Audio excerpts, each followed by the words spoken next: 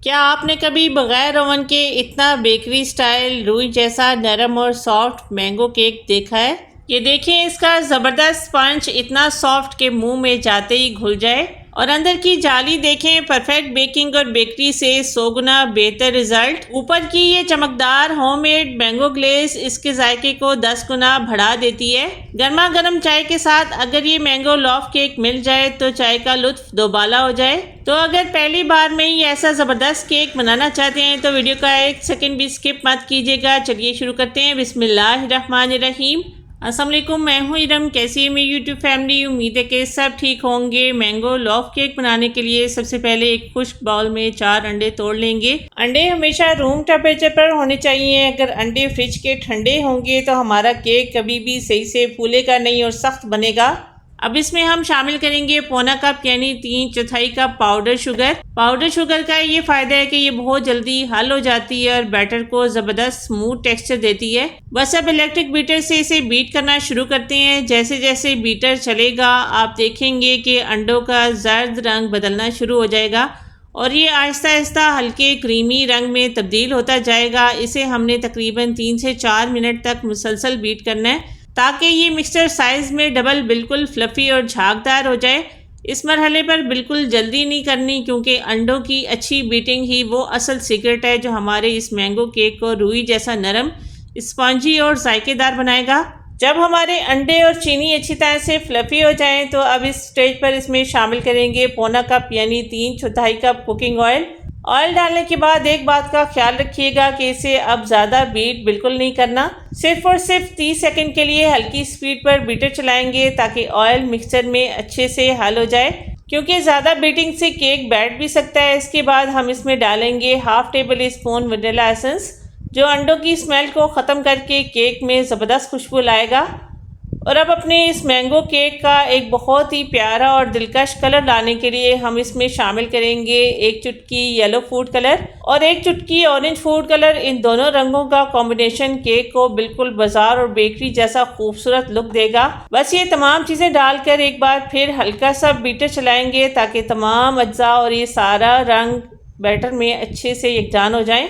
अब आती है हमारे इस केक के सबसे ख़ास और अहम हीरो यानी मैंगो प्यूरी की। यहाँ हम इसमें तकरीबन 1 कप के बराबर ताज़ा मैंगो प्यूरी शामिल करेंगे।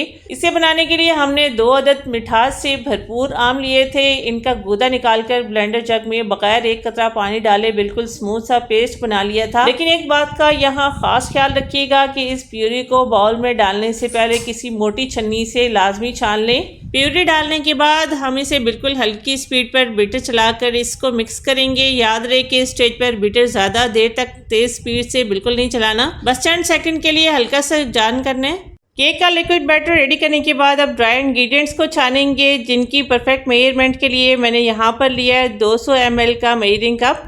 मैदे के साथ ही हम इसमें डालेंगे half table spoon baking powder. Dry ingredients की परफेक्ट मेजरमेंट लेकर इनको छानना कभी भी स्किप ना करें। छानने से एक तो मैदे के अंदर हवा यानी एयर पॉकेट्स बन जाती हैं जो केक को ज़बरदस्त तरीके से फूलने और सॉफ्ट बनाने में मदद देती है, और दूसरा मैदे में मौजूद तमाम गुठलियाँ ख़त्म हो जाती हैं। मैदा छानने के बाद अपने 8 इंच के बड़े लोफ मोल्ड को तैयार कर लेते हैं। लोफ पैन में थोड़ा सा कुकिंग ऑयल डालकर ब्रश से इसको कोनों और किनारों पर अच्छी तरह ग्रीसिंग करेंगे ताकि केक बाउंड्री से कहीं भी चिपके ना। फिर बिल्कुल मोल्ड के साइज का कटा हुआ बटर पेपर नीचे बिछाएंगे और बटर पेपर के ऊपर भी दोबारा से हल्का सा ऑयल लगाएंगे। इससे बेकिंग के बाद बटर पेपर बगैर केक को तोड़े या खराब किए बगैर बहुत ही आसानी से लग हो जाएगा। अब चूंकि हम ये जबरदस्त मैंगो केक बगैर किसी ओवन के पतीले में बेक कर रहे हैं तो पतीले की प्री हीटिंग का स्टेप बहुत ज्यादा इंपॉर्टेंट है। इसके लिए कोशिश करें कि हमेशा मोटे तले वाला बड़ा बर्तन पतीला इस्तेमाल करें ताकि हीट पूरे पतीले में एक जैसी फैले।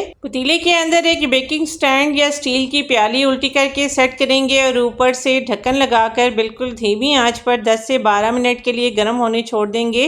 अब हम अपने ड्राई इंग्रेडिएंट्स को मैदे में शामिल करेंगे, लेकिन याद रहे कि पूरा मैदा एक साथ बिल्कुल नहीं डालना बल्कि इसे 2 से 3 हिस्सों में थोड़ा थोड़ा करके शामिल करेंगे। यहाँ इस स्टेज पर हमने मिक्सिंग के लिए इलेक्ट्रिक बीटर का इस्तेमाल बिल्कुल भी नहीं करना, क्योंकि अगर स्टेज पर इलेक्ट्रिक बीटर चलाया जाए तो मैदे का ग्लूटेन एक्टिवेट हो जाता है और अंडों का सारा फ्लफीपन और हवा ख़त्म हो जाती है, जिससे केक सॉफ्ट बनने की बजाय सख्त और भारी बनता है। इसलिए हम स्पैचुला की मदद से चम्मच से हल्के हाथ से कट एंड फोल्ड की टेक्निक का इस्तेमाल करेंगे। स्पैचुला को हमेशा एक ही सिमत में यानी एक ही डायरेक्शन में गोल घुमाकर दरमियान से हल्के हाथ से फोल्ड करते जाएंगे। मिक्सिंग को जल्दी और बगैर किसी गुट्टी के मुकम्मल करने का बेहतरीन टिप ये है कि थोड़ा थोड़ा मैदा शामिल करते जाएं और साथ साथ बाउल के कोनों को भी साफ करते जाएं, ताकि कहीं से भी मैदा खुश्क न जमे। एक हिस्सा अच्छे से मिक्स हो जाए तो दूसरा हिस्सा डालकर इसी तरह नरमी से फोल्ड करें। जैसे ही सारा मैदा मिक्स हो जाए और बाउल में कोई भी खुश्क मैदा या गुट्टी बाकी न रहे तो मिक्सिंग फौरन रोक लें, क्योंकि ज़्यादा देर मिक्सिंग करने से भी केक फूलता नहीं है। और माशाल्लाह देखिए, सिर्फ स्पैचुला से ही मिक्स करने से हमारा बैटर कितना स्मूथ, परफेक्ट और सिल्की तैयार हो चुका है। देखिए माशाल्लाह हमारा बैटर कितना स्मूथ और ज़बरदस्त दरमियानी कंसिस्टेंसी का तैयार हुआ है। ये ना बहुत ज़्यादा गाढ़ा और ना ज़्यादा पतला।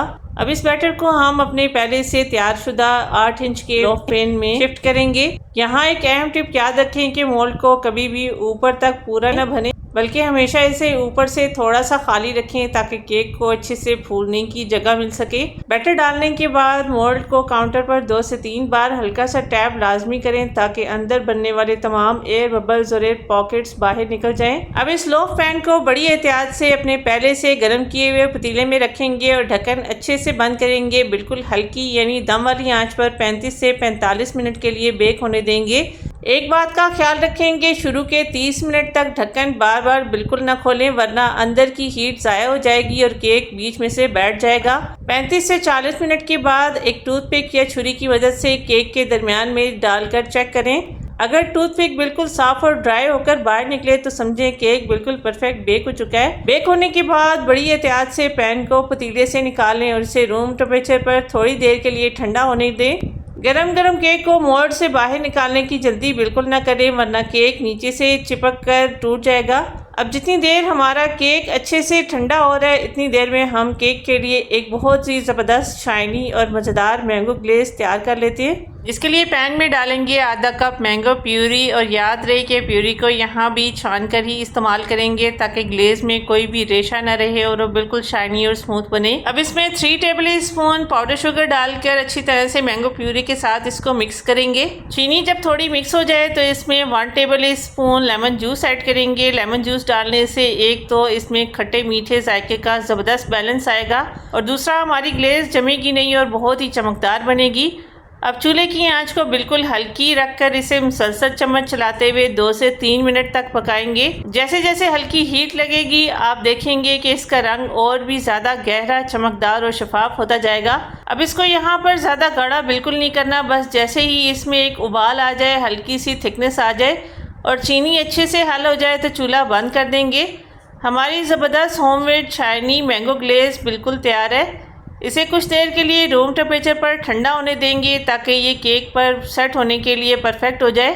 माशाल्लाह अब केक हमारा और मैंगो ग्लेज़ दोनों बिल्कुल ठंडे हो चुके हैं। चलिए अब केक को मोल्ड से निकालते हैं। पहले छुरी से इसके किनारे हल्के से छुड़ा लेंगे और फिर कटिंग बोर्ड पर उल्टा करके ऊपर से थोड़ा सा थपथपाएंगे। देखिए कितना ज़बरदस्त और आसानी से केक बाहर निकल आया है और हमारा मोल्ड बिल्कुल साफ़ सुथरा है, ज़रा सी भी केक नीचे नहीं चिपका।